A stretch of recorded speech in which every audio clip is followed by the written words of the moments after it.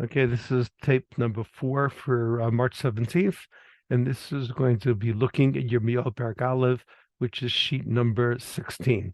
So Yirmiyahu Perek Aleph, and again, I'm using on the internet, which says Chabad Tanakh. It's a very good English explanation. It makes it a little bit easier. We are introduced to Yirmiyahu Navi, and the first couple of psukim tell us, Aleph Bet Gimel, tell us when Yirmiyahu actually was a Navi. So if you look at the sheet that I gave you, let me just get it up here for a second. We have it right here. So we have the following kings that he started in the days of Yoshiyahu, Yehoiachaz, Yehoiakim, Yehoiachin, and Tzidkiyahu. If we do the math from when he started during the kingdom of Yoshiyahu until when he finished being a Navi in 586, we see he was a Navi for 40 years. And that's going to become very, very important because we're going to see a lot of similarities between Yirmiyahu and Moshe Rabbeinu. So the first thing Hashem tells Yirmiyahu when he introduces himself in Pasuk Daled Vayidvar Hashem Eloi Lemar, Pasuk He B'Tzem Ertzacha V'Beten Yidaticha, that you were, when you were still in utero, in the mother's womb, that I already knew that you were going to be a Navi. And now there are two opinions in Rashi exactly what this means. Either it's talking about from the times literally of Adam Harisham. So in other words, it was part of the master plan of HaKadosh Baruch Hu that in this particular time to be Yirmiyahu.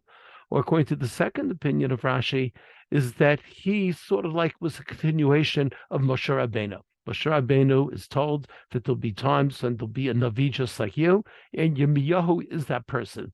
Because, as we said before, the two things that Yirmiyahu very similar to Moshe. First of all, 40 years. The next thing is that he goes ahead in Pasuk Vav. He says, "V'amar Hashem Elokim ne'eli yadati daber." I don't know how to speak. Kinar anochi. Now, there's the exact same thing that Moshe Rabbeinu said. I don't know. I can't speak. I can't do that. I can't do what you're asking me to do. So both of them are at the beginning to sort of like turn down HaKadosh Baruch Hu. Additionally, Yirmiyahu says, Kinar anochi. He says, listen, I'm not like Moshe Rabbeinu. When Moshe Rabbeinu really gave his tochacha, his rebuke to the Jewish people, he already had been in the business for a while. He had led them out of Mitzrayim. He had been in Har Sinai, except led them through the desert. And then he comes in Sefer Devarim and he says, you guys did this wrong, that wrong, and watch and everything else. Yirmiyahu says, I'm a nar. They don't know who I am. It's not going to work. It's not going to work. And Hashem says, don't worry. The same way that Hashem said to Moshe, don't worry, I'm going to be behind you. He says the same thing to Yirmiyahu. Yirmiyahu goes ahead and he has to be convinced further by Hashem. And Pasuk Ter Vayishach Hashem et Yodo Vayaga al Pi, he touches his mouth, and Hashem says, now you'll be able to talk.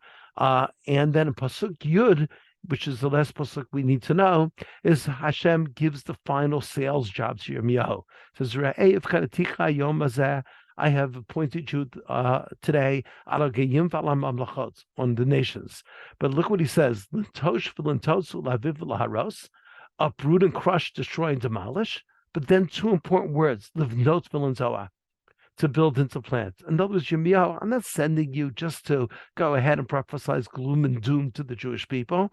You have a much more important role. Yet there's going to be gloom and doom, but there's also going to be livnot v'lanzoa. Somehow from these ashes, the Jewish people are going to be able to rebuild. And you have to give them that hope also.